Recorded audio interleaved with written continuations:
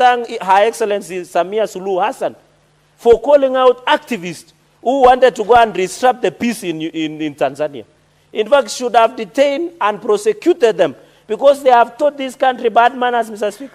These activists, they have taught our people to insult, to undermine, to lose respect to the leadership of this country, Mr. Speaker. Tanzania is a very peaceful country. And what President Samia Suluhu Hassan said, we should respect our countries, Mr. Speaker. There is mutual respect. And I hope as the activists run around East Africa trying to meddle in the internal affairs, they must be put to stop, Mr. Speaker. Because what business would you have to go and meddle in affairs of Tanzania? What business, Mr. Speaker? These activists, and I want to ask President Samia Suluhu Hassan, Mr. Speaker, of Tanzania, to be very careful because these activists are funded by enemies of Africa who want to destabilize the unity, the peace and tranquility of most African nations, Mr. Speaker. You saw even in the last Gen Z protest, Mr. Speaker, there were allegations that international donors were financing instability, Mr. Speaker, in this country using what we call international donors, Mr. Speaker. So I want to ask the President Samia Suluhu Hassan that in the spirit of East Africa, he should assist us to discipline some of these ill-behaved activists that have continued to destabilize Kenya, Mr. Speaker. The island of peace of Tanzania must be protected, Mr. Speaker. Senator Cherargei. And our finye kabisa. Senator Cherargei, can you relate what you are now discussing with the Division of Revenue Bill? Can you relate the two? Because you okay. I'm trying to relate. What I'm saying, Mr. Speaker, we need stability in Tanzania and in Kenya. Because there is balance of trade. We export and import. We get taxes. Then we build on the division of revenue, Mr. Speaker. And that is why I'm saying we should not disturb the peace and unity of Tanzania, Mr. Speaker. And ask Samia Suluhu Hassan afinya wakabisa. There's a minute.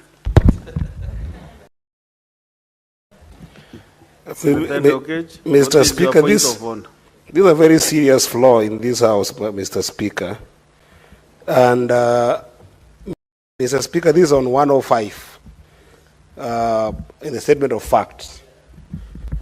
Mr. Speaker, is it in order for the Senator of Nandi, who is a lawyer, to actually misinform the House and misinform the public on what informs the action of deportation of Kenyans from Tanzania, Mr. Speaker?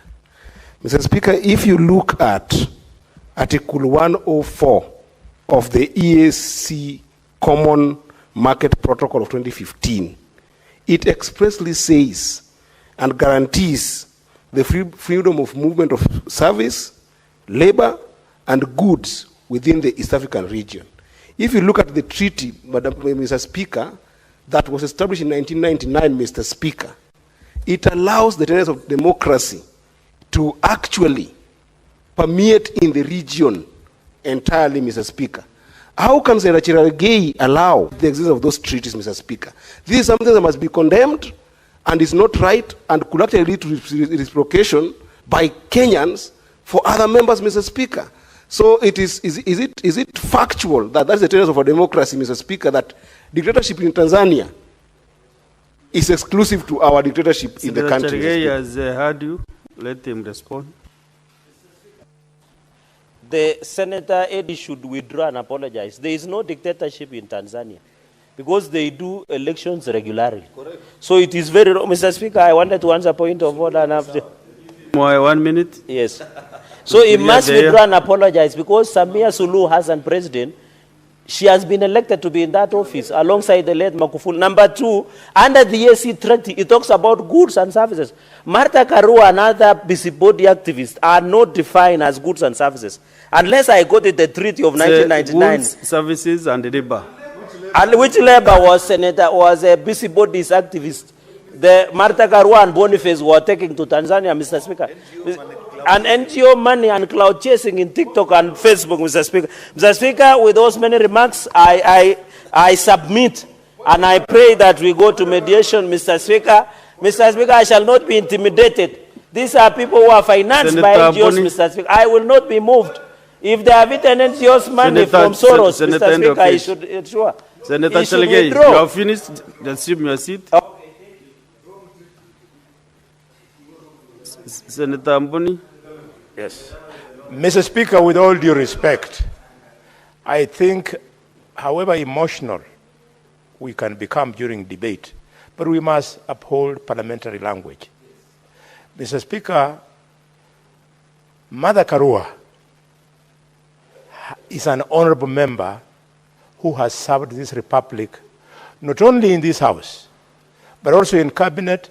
And Mr. Speaker, Mother Karua was one of the engines behind the success of the promotion of the fast tracking of the East African community.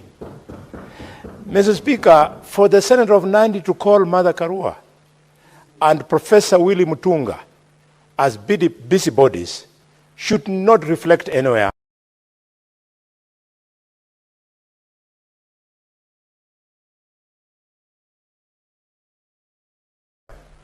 in the records of this House.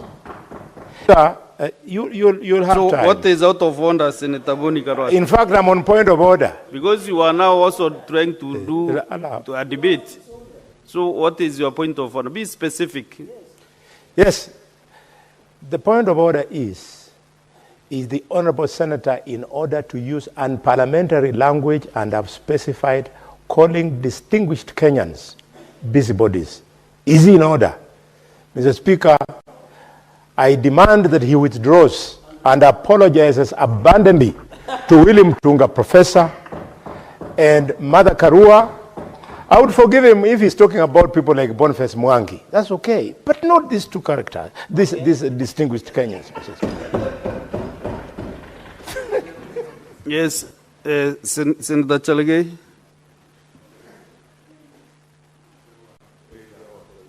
Mr. Speaker, I just say busybodies. People are busy. In fact, I am better than President Samia Suluhu Hassan, who say viumbe. In fact, I am better. I'm saying they are busybodies. What is their job description as at now? They are former, so, and we know what they are trying to achieve. These are activists who actually, want to Senator Mboni Khalwale, your point of order is on standing under 122. Yes. 122, 1B. Yes. When a senator declines to retract use of unparliamentary language or declines to offer apologies, despite having been ordered to do so by the Speaker. So he becomes gross disorderly conduct. That is where now you are going to, and you know the consequences. We must respect the standing orders like the Bible. Okay, okay. So that we can Mr. Speaker, with tremendous respect, because you are the chair of Cherargei, I withdraw and substitute.